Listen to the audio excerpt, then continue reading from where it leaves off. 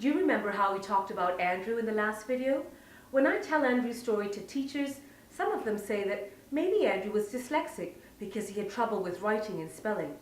Others suggest that maybe he has ADHD because he couldn't sit still or he couldn't focus when the teacher was talking. How do we know that working memory is the cause of Andrew's learning problems? That's an easy answer. I tested his working memory, and I found that that was the root difficulty for Andrew. How can we measure working memory? There's two ways. Auditory working memory measures the information that we hear. It's also known as verbal working memory.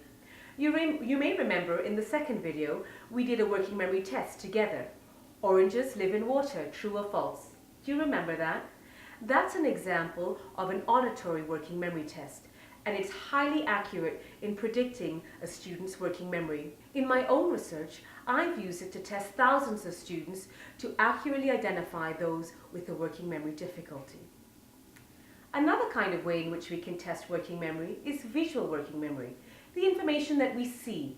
If you look over here at this test, you will see two shapes. The shape over here has a red dot on it. The first thing I'd like you to do is tell me if this shape with the red dot is facing the same or opposite way as this shape on this side. Now, here's the memory part. I'd like you to remember the location of the red dot. Did you get it? That's an example of a visual working memory test. Now let me give you a classroom example. If a teacher says out loud to her students, 5 plus 8, the student hears the information, they use their auditory working memory to solve the problem and give the teacher back the answer. But if the teacher writes the question on the board, 5 plus 8, then they're using their visual working memory because they're seeing the problem and have to solve it and give the answer back to the teacher.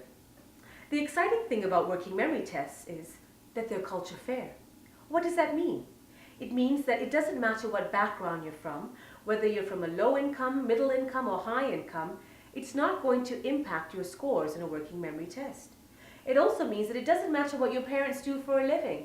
It's, again, not going to impact your scores in a working memory test. Why is that? Because working memory measures your potential to learn. It doesn't measure the knowledge that you have learned, how many books that you've read. What it measures is, what can you do with that knowledge? And as a psychologist, that's very exciting news because it means that working memory is an equalizer.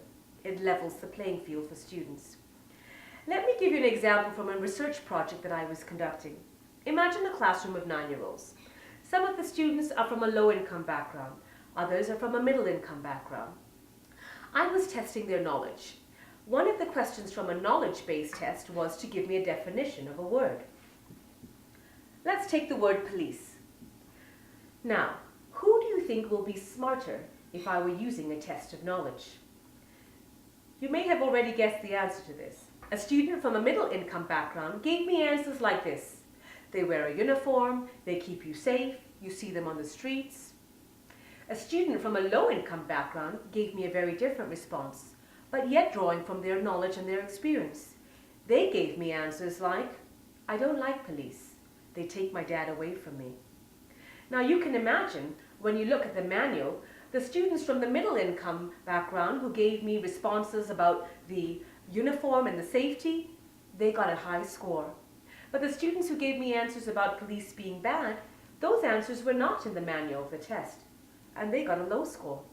Does that mean that these students weren't as smart? Not at all. In fact, when I looked at their working memory, there was no difference between these two groups. The low-income and the middle-income students performed exactly the same on a working memory test. And this was telling me that both of these students had the same potential to learn, that both of them can work with information. We're entering a new age of intelligence. This age of intelligence, the focus is on what you can do with information, not so much what you know about information. And in the next video, we're going to look a little bit more about how working memory and IQ are very different and how they impact learning for your child.